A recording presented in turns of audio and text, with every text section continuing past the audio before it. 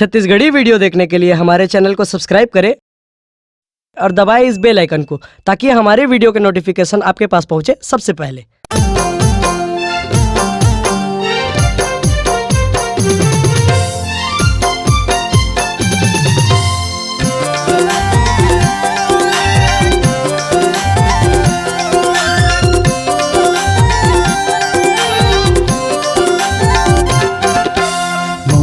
पानी रसाइडा रे ये सगा संधिन मोला फसाइडा रे ये सगा संधिन मोला फसाइडा रे मौहा के पानी रसाइडा रे ये सगा समधी मोला फसाइडा रे ये सगा समधी मोला फसाइडा रे। अरे पौवा के पियत अभी हो गे ना, अरे पौवा के पियत अभी हो गे ना, अभी के पियत बोतल हो गे ना मत वाइडा रे।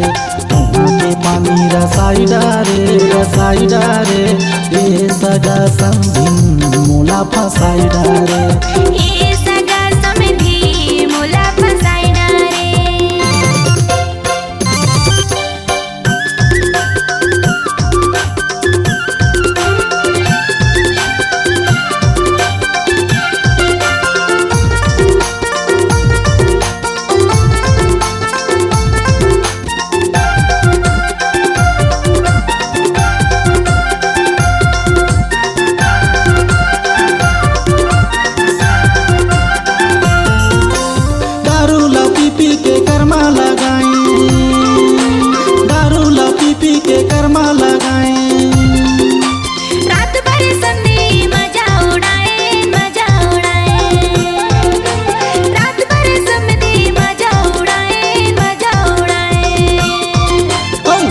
पानी मारे गाइडा रे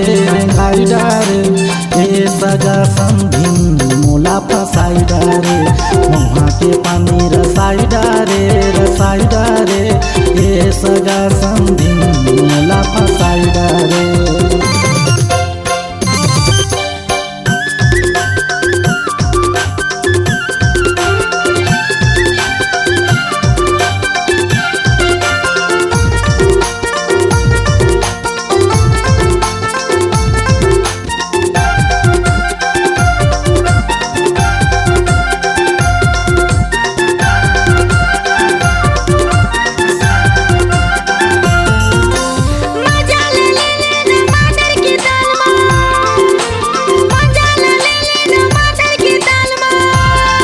लगते तो हूँ हसम दिन ओही जुगाड़ माँ लगते तो हूँ हसम दिन ओही जुगाड़ माँ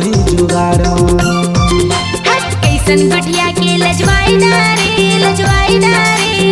ये सगा समधी मोला फसाइडा रे ये सगा समधी मोला फसाइडा रे ये सगा समधी मोला फसाइडा रे।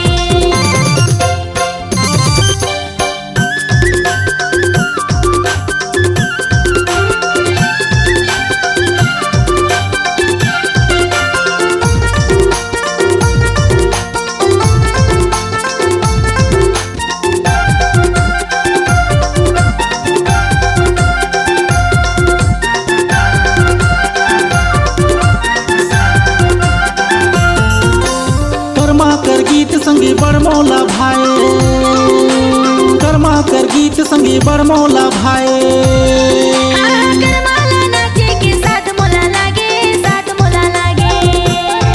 अरे करमाला गाए के साथ मोला लागे मांतर के थाप में नचाइडा रे ये सगा संधिन मोला फसाइडा रे। मौहा के पानी रसाइडा रे ये सगा संधिन मोला फसाइडा रे। मौहा के पानी रसाइडा रे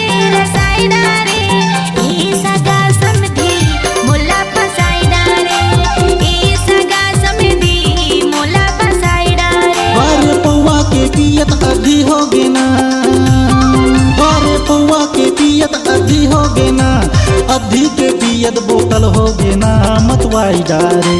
मौहा के बानी रसाइडा रे ए सगा संधिन मोला फसाइडा रे ए सगा संधिन मोला फसाइडा रे ए सगा समधी मोला फसाइडा रे ए सगा संधिन मोला फसाइडा रे ए सगा समधी मोला फसाइडा रे।